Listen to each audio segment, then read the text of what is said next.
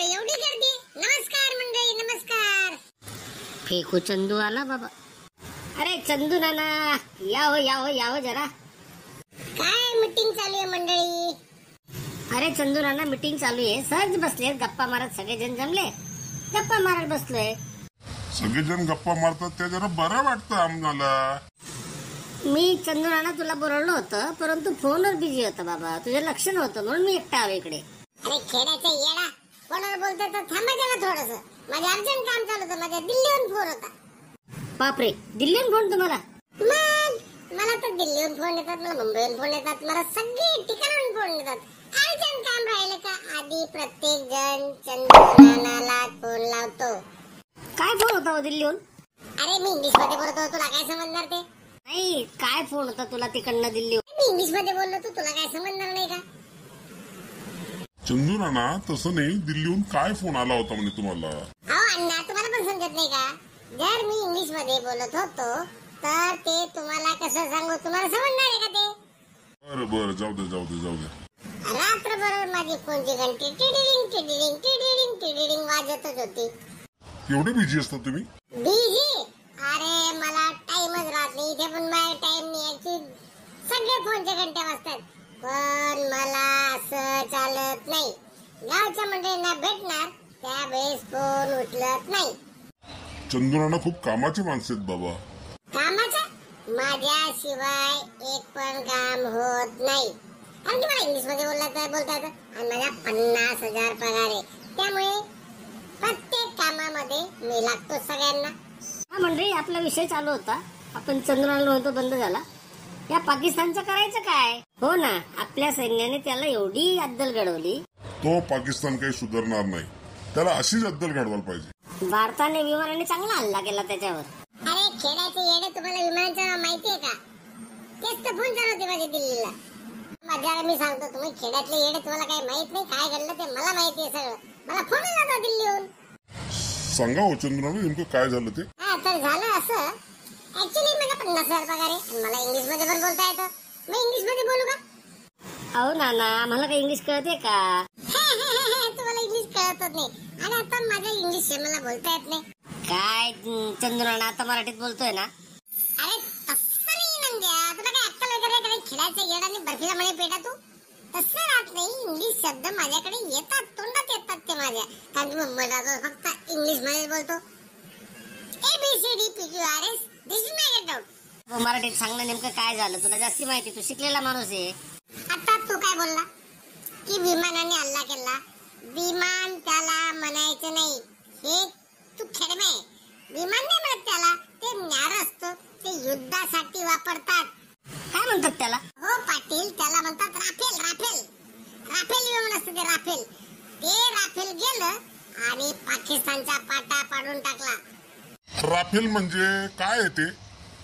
काय माणसं तुम्ही, राफेल माहित नाही तुम्हाला? युद्धासाठी त्याचा वापर केला जातो, ते राफेल असतं. राफेल, सुखोई हे विमान असतात ते. हो, आजच्या पेपर मध्ये आले, मी पण ती नावं वाचली. काय अण्णा, तुम्हाला पेपर वाचल्यावर कळतं, मला आधीपासून माहिती आहे ते. मग चंदू नाना, ते राफेल पण उडतात ना, विमानासारखंच उडतं ना? विमानासारखं उडतं ना म्हणजे? मग ते काय जमिनीवर चालेल का? खेड्यातला येणं समजतं का तुला? हा, मग ते एक प्रकारचं विमानच झालं. असं नाही नंद्या, ते विमान म्हणू शकत नाही. विमान मध्ये आपण बसतो का तिथे? नाही. याच्यामध्ये मोठमोठे दारूगोळे बॉम्ब असतात. तुला ते अक्कल नाही, तुला समजणार नाही. बरं, जेही वापरलं, पण पाकिस्तानला चांगली अद्दल घडवली. 2 वर्षापूर्वी मी पण काश्मीरला होतो, सैन्यामध्ये होतो मी. तू तर मुंबईचं नाव सांगतो ना, आता कसं काय काश्मीरला होता? अरे नंद्यापूर, ऐक ना मी काय सांगतोय. 2 वर्षापूर्वी मी मिलिटरी मध्ये होतो.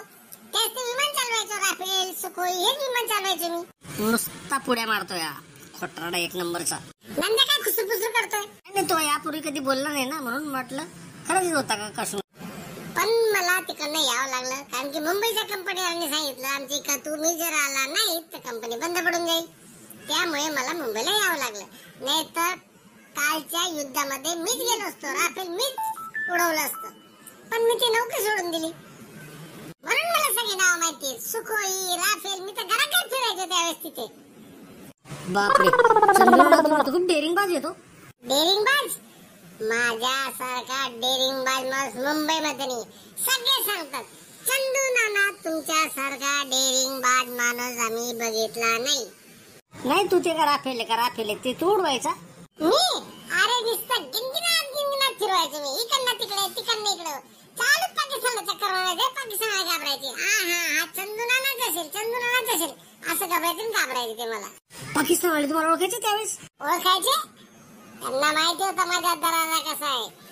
चंदू नानाचं नाव घेतलं तर चंदू नाना काही खरं करणार नाही, त्यामुळे त्यावेळेस ते युद्ध नाही करायचे. आता खरंच वाटत नाही तू विमान चालवलं असेल. खेळाचा येडा, मी जर एकदा विमान उडवलं गर गिनगिनात असा आवाज करत अख्ख्या पाकिस्तानला चक्कर मारायचो.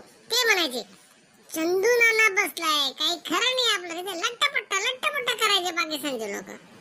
ते काही असो चंदू नाना, पण भारताने खूप भारी केलं, चांगली अद्दल घडवली.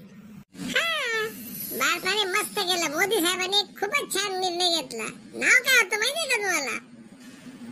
राफेल नाव होतं ना, राफेल. येडा, हे जे आपण त्यांच्यावर अटॅक केला त्याचं नाव काय होतं माहितीये का? काय होतं? हो, त्याचं नाव होतं ऑपरेशन सिंदूर. पहलगाम मध्ये जो हल्ला झाला त्याचा आपण बदला घेतला. मस्त. खरंय निरपराध मारले गेले होते, त्यांचा खूप चांगला बदला घेतला भारताने.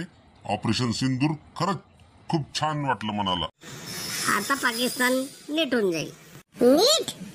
तो नीट व्हावंच लागेल, नाहीतर मी पण चालला जाईल आणि त्यांना धुवून येऊन जाईल. खरंच चांगली अद्दल घडवली. आपण सगळेजण आपल्या सगळ्या सैन्याला सल्यूट करूया. जय हिंद.